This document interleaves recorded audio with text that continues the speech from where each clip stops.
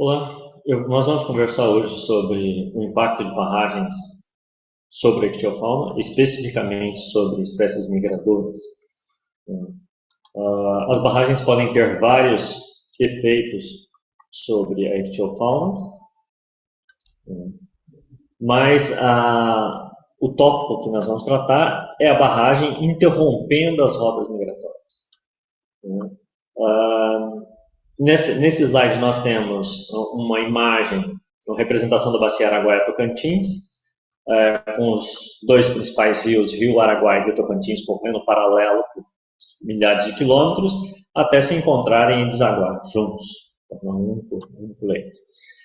Nós podemos ver em amarelo a em operação e em claro, branco, em barragem em licitação.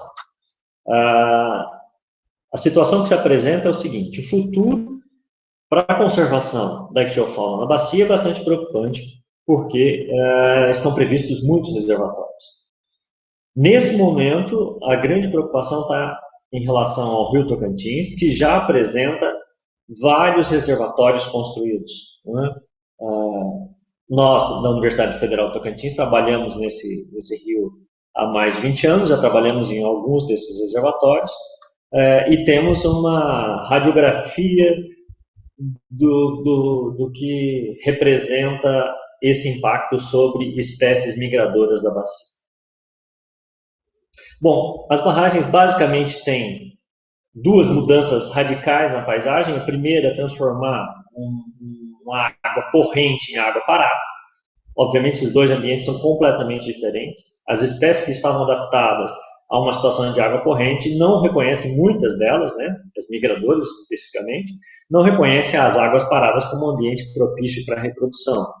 Além disso, as espécies migradoras, elas apresentam um padrão geral de reprodução de se deslocar para as cabeceiras dos rios tributários, desovar no início das chuvas, essas águas com a transparência mais baixa devido às chuvas, consequentemente a menor predação de ovos e larvas, levam os ovos e larvas para a parte de baixo desses rios, né, para a jusante desse ponto de desova, e nesse trajeto a água vai jogando, o derramamento da água do rio com as cheias, jogam ovos e larvas para as lagoas ou para os baixios, que são ambientes extremamente favoráveis para o desenvolvimento inicial das larvas, já que a produtividade primária nesses ambientes é bastante grande. Então, as lagoas, que são sazonalmente inundadas, são berçários naturais dos peixes. E os reservatórios inundam muito dessas áreas, desses berçários, e quando eles não inundam, eles alteram o padrão natural de variação de nível. As espécies estão ajustadas, estão adaptadas a uma variação natural de nível que acontece a todo ano. Então, desova no início das chuvas e aproveita esse momento para as águas depositarem ovos e larvas nas lagoas. Então, um reservatório inunda essa área, e quando o reservatório não inunda toda essa área, ele quebra o padrão natural de variação de nível, que é extremamente importante para sincronizar a desova dos peixes migradores com o período de águas altas. Então, esse padrão de migração de peixes é um padrão geral, né? Aqui tem um trabalho publicado pelo Barton Gold, em 1997, na verdade é um livro, que discute o padrão de migração de espécies amazônicas, nesse caso aqui é a piramutaba, que eles estão segurando.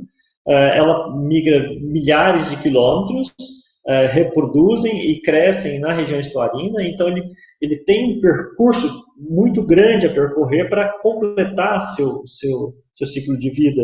E qualquer barragem que se coloque nesse trecho vai interromper o ciclo de vida da espécie. Essa espécie vai ter fracasso, não vai conseguir se estabelecer nesse ambiente, né? Por quê?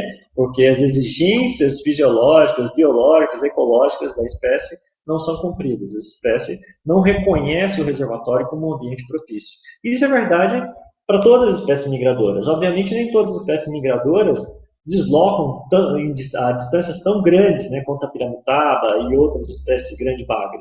Mas todas elas precisam de trecho livre para completar seu ciclo de vida. E as barragens, obviamente, interrompem essa rota e compromete o sucesso dessa espécie nesses ambientes, que as rotas estão interrompidas. Bom, o que fazer? O que fazer tem que adotar estratégias que, em tese, contornem esse problema de interrupção de rota. Há 100 anos, nós adotamos, no Brasil, 100 anos no Brasil, obviamente a história desses sistemas de transposição de peixe de baixo da parte de baixo de uma barragem para a parte de cima, são sistemas de transposição de peixe, são de vários tipos, e um dos tipos é essa escada, um tipo de escada que está sendo apresentado nesse slide, mas há 100 anos que nós temos isso no Brasil, e há 100 anos que nós cometemos erros. Bom, vamos entender isso. Essa é uma escada para peixe, não é? Do reservatório lajeado, nós estudamos outros reservatórios, a escada em outros reservatórios aqui na bacia são parecidos, composta por vários tanques, sendo que tem 5 tanques de descanso, são tanques maiores, onde os peixes que estão subindo a escada, saindo da parte de baixo do reservatório, subindo a escada, eles descansam durante essa trajetória. Então, aqui é a escada, novamente, aqui é a parte de baixo da barragem, os peixes vão sair daqui, os migradores que chegam, encontram a barragem aqui, eles sobem pela escada e chegam ao reservatório por esse caminho. Em tese é assim que funciona. Aqui tem um visor, né? Eu tirei uma foto desse visor, e a imagem que apareceu, uma das fotos é essa, com peixes migradores subindo a escada, como pacu, corimba, um brícon, aqui tem um caldo de um brícon, hidrólicos aqui, um predador grande aqui atrás, quer dizer, os peixes migradores sobem a escada. Isso ninguém discute. O que se discute é o que acontece com esses peixes depois de eles subirem a escada. E até pouquíssimo tempo atrás, ninguém perguntou isso. A ação era construir escada e parava-se por aí. Não avaliava o que acontecia com esses peixes que subiam a escada. E é isso que nós vamos discutir aqui. Bom, então peixe sobe escada? Sobe. Nós fomos analisar a seletividade dessa escada. E constatamos que de 130 espécies de peixes que existem a jusante, 81, a jusante quer dizer, a parte de baixo da barragem, 81 espécies são encontradas na escada, ou seja, 62%, indicando que a escada é seletiva, não é? A seletividade de escada varia de escada para escada, a gente tem registro na literatura de outras escadas com diferentes seletividades. A seletividade ainda foi avaliada, pode ser avaliada, né, e nesses resultados que nós trazemos, está tudo publicado isso, e quando a gente compara a proporção de indivíduos dentro de cada uma das espécies que estão listadas aqui, então, os indivíduos que estão dentro da escada são os histogramas em azul, e os indivíduos que estão no rio abaixo, né, a jusante, está em vermelho, e a gente observa que 3 espécies de peixe representam 70% dos indivíduos capturados na escada. Então, nós estudamos a escada durante muito tempo. 70% dos indivíduos coletados pertenciam a 3 espécies. Isso é um indicativo de seletividade. Então, a escada é seletiva, não sobe todas as espécies. Sobem algumas espécies. E registramos também que 25% das espécies migradoras que estavam a jusante nunca foram registradas na escada. Quer dizer, nós temos aproximadamente 32 espécies de peixes migradoras nesse trecho do Tocantins. 8 delas nunca entraram na escada. Então, significa que a escada não funciona para todas as espécies. A escada é seletiva. Mesmo as espécies migradoras, nem todas utilizam a escada. Bom, então, o primeiro resultado indica que a escada não é essa maravilha, se construiu a escada e todos os indivíduos que deveriam subir sobem. Não é verdade isso. Nós demonstramos e publicamos isso. Uma outra questão é, o que acontece com os ovos e larvas desses peixes que subiram e reproduziram, subiram pela escada e reproduziram nas cabeceiras? O que acontece com os ovos e larvas? Eles voltam também para esse trecho de jusante? Esse peixe que saiu de jusante, reproduziu a montante, esses ovos e larvas vão recompor novamente o estoque de jusante? Nós fizemos esse estudo, publicamos e mostramos que não. Que nessa figura nós temos ovos, né, quantidade de ovos, na seca, esse em azul está em período de seca, em vermelho período de cheia, em vários tributários, né, a altura de vários tributários, Santa Teresa, São Valério, Manuel Alves, até a barragem está aqui. Existe aproximadamente 200 quilômetros entre Santa Teresa e a barragem, talvez um pouco menos ou um pouco mais, mas e essa distância vai diminuindo conforme eu vou descendo, vai diminuindo a distância até eu chegar na barragem. Então a gente observa o seguinte: a quantidade de ovos é bastante grande no trecho acima do reservatório. Você sai do reservatório, tem um trecho lógico, um trecho de rio, e ali você registra bastante ovos, especialmente na época de cheia. Só que conforme você vai entrando no reservatório e coletando ovos nesse trecho, você não registra, não ocorre ovos nos trechos próximos à barragem, nem na barragem. Então, esses ovos que estão no trecho superior são levados pela água, obviamente, em direção à barragem, só que por algum motivo você não registra na barragem. E existem duas hipóteses, duas possibilidades. Uma é a predação mais intensificada dos ovos e de larvas no reservatório, porque as águas são mais claras, são mais transparentes, o que aumenta a visibilidade, consequentemente a predação de ovos e larvas. E uma outra possibilidade é esses ovos estarem sendo decantados no fundo do reservatório, já que a água é parada, mais parada do que o rio. Consequentemente, os ovos iriam para o fundo, e lembrando que em muitos trechos do reservatório, a parte mais funda do reservatório é anóxico. Então, isso pode explicar essa ausência de ovos nesse trecho. Fizemos o mesmo estudo com larvas de peixe, e o resultado foi bastante semelhante, né? As larvas predominam nos trechos superiores, mas conforme você se aproxima da barragem, o número de larvas também diminui. Tem algumas larvas, ok? Existem larvas. Percebam que principalmente no período de seca, que é a reprodução basicamente de espécies sedentárias, não são migradoras. Então, a grande maioria dessas larvas são de espécies sedentárias e não migradoras. Então, a gente observou que, no caso de ovos, eles não chegam na barragem, são desovados na cabeceira, acima do reservatório, mas não voltam para recompor estoque de jusante, debaixo da barragem, do trecho abaixo da barragem, e o mesmo acontece com larvas.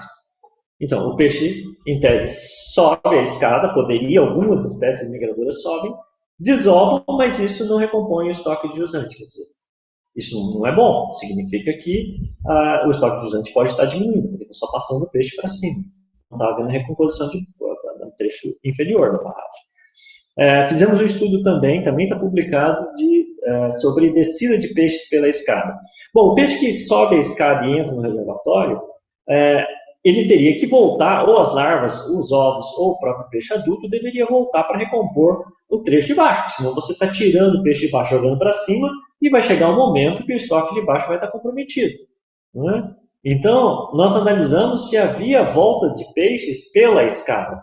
Para isso, nós colocamos, aqui está a escada, nesse trecho que passa uma rodovia, uma ponte aqui em cima, nós colocamos uma tela que impedia que os peixes que saem do reservatório para o trecho jusante ficassem nessa parte de cima da escada, e aqueles peixes que saem lá de jusante, lá do rio, e tentam subir a escada, eles ficam na parte de baixo dessa tela. Então, a cada 15 dias nós fomos nessa região e contamos e medimos os peixes, identificamos e publicamos os resultados, que indicam o seguinte: 99,5% dos peixes registrados quinzenalmente nessa escada estavam subindo a escada, né? Tanto peixe em vermelho não migrador, quanto em verde peixe migrador. Então a quantidade varia de mês a mês, óbvio. No trecho, os peixes tentando descer a escada foi praticamente nada. 0,5% do total de peixes capturados estavam descendo. Isso significa que os peixes não utilizam, isso foi acompanhado durante um período longo, quinzenalmente. Isso significa que os peixes não descem pela escada. Bom, quais são as outras opções do peixe adulto voltar para o trecho abaixo da escada? Passar pelas turbinas, o que resulta em grandes mortandades, ou passar pelo vertedouro, que também resulta em grande mortandade. Então, não ocorre, ou se ocorrer em uma proporção baixíssima, a volta de peixes adultos para o trecho abaixo da barragem. Então, isso é um problema. Porque se os peixes estão saindo de jusante, do trecho abaixo, os peixes estão saindo do trecho abaixo da barragem, subindo a escada, indo para o reservatório, reproduzindo, ovos e larvas não recompõem o trecho jusante, e o adulto também não, a gente está deplecionando o estoque de jusante, está diminuindo o estoque de jusante, jogando tudo para cima. Além disso, nós fizemos uma análise do grau de predação, né? Como que é a predação nas escadas. E nós registramos o seguinte: aqui, para uma espécie predador que ocorre na escada, que é o Hydrolicus armatus, um grande predador, nós analisamos a presença dele, marcamos eles nos tanques, são 5 tanques de descanso, é onde os peixes estão subindo a escada, param para descansar, e nós registramos hidrólicos nesses tanques que subiam do tanque 5 para o ponto do tanque 4, do tanque 4 para o tanque 2, do tanque 2 ele ia para o 4, esses predadores ficam se movimentando na escada. E permaneciam, esses indivíduos marcados permaneciam até 45 dias, pelo menos 45 dias na escada. Eles praticamente, os predadores praticamente moram dentro da escada e esperam os peixes que estão subindo a escada para se alimentar. Né? Fizemos a mesma coisa para ataque, a mesma coisa, né? O estudo da predação na escada para a frequência de ataque por piranhas. As piranhas atacam os peixes mordendo e deixando marcas bem características. Então, nós avaliamos a frequência de ataque nos instantes de descanso e observamos que a frequência de ataque aumenta em direção ao topo da escada. Quanto mais cansado tiver o peixe, lá em cima, nos últimos tanques, mais ele é atacado. Então, há uma predação intensa. Em resumo, a predação também é um fator de preocupação, porque a escada aumenta em muito a predação. No início, para subir a escada, nesse trecho mais de baixo, existem os botos no Tocantins, que ficam na entrada da escada, nessa região de jusante, se alimentando desses peixes que se acumulam. Quando o peixe sobe a escada, o migrador sobe a escada, ele vai encontrar nesses tanques de descanso predadores. Então, os peixes migradores que estão subindo a escada para reproduzir encontram os predadores, e grandes predadores dentro da escada. Né? O hidrólico, o serra-salmos, até o jaú. Essa é uma foto dentro da escada, o jaú está com um peixe na boca, engoliu um peixe que estava tentando subir a escada. Então, se um peixe migrador passar pelos botos, conseguir passar pelos botos, entrar na escada, ele vai ter que enfrentar nos tanques de descanso outros predadores, e a hora que sair vai encontrar predadores como tucunaré, como hidrólicos, como piranha. Então, tanto na entrada da escada quanto na saída tem predador, e dentro dos tanques de descanso.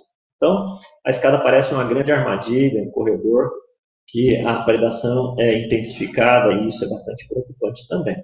Então, além da escada não funcionar como se imaginava, em termos de deixar passar todos os migradores, em termos de a escada deixa passar, depois esses peixes que passaram voltam, os ovos e larvas voltam, não voltam.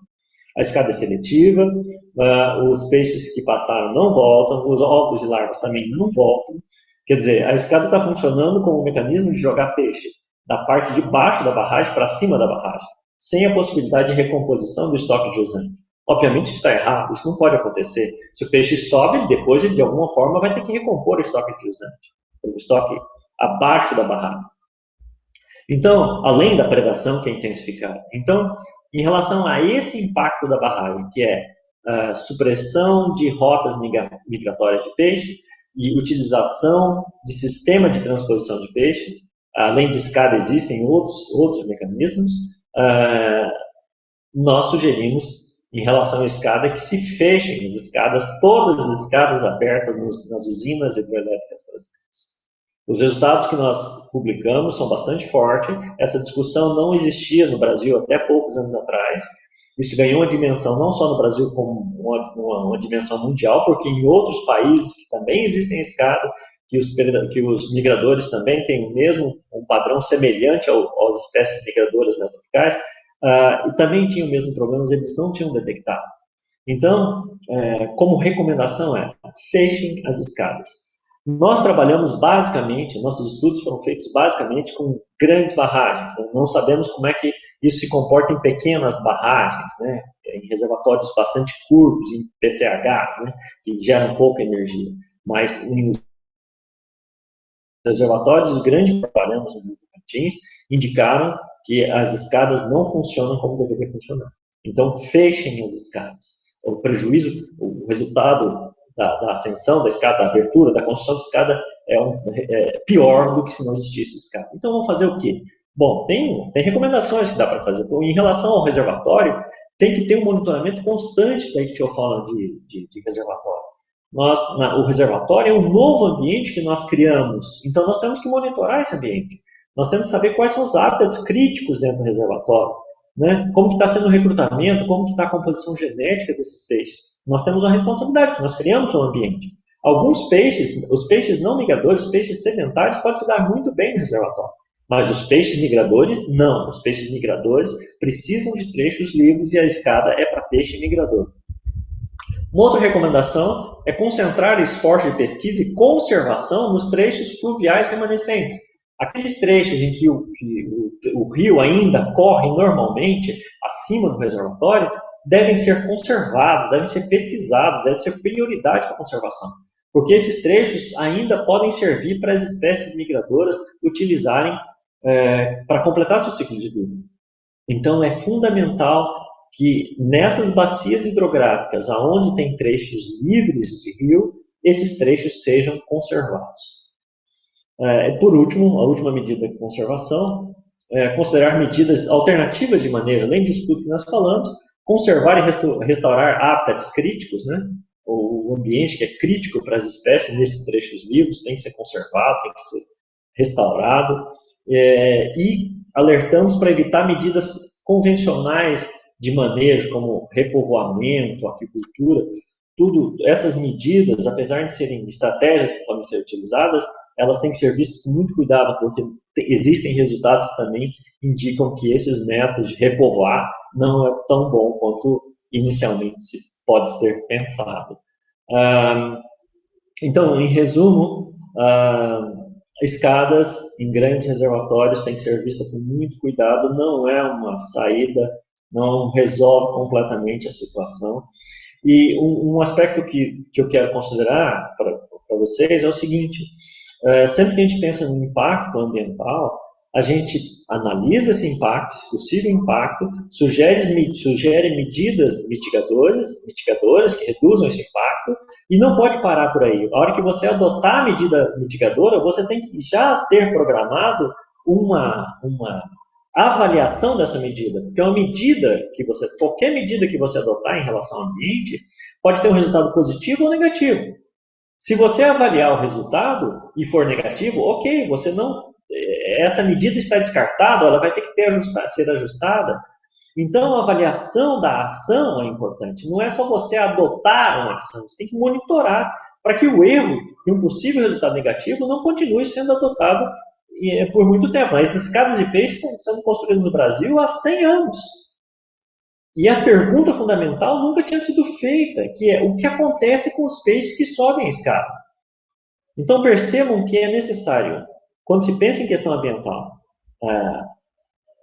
planejar uma ação, mas também planejar a avaliação dessa ação. Porque se não avaliar a ação, nós não aprendemos com o fracasso. E nós temos que aprender com o fracasso para buscar alternativas ou para melhorar essa ação.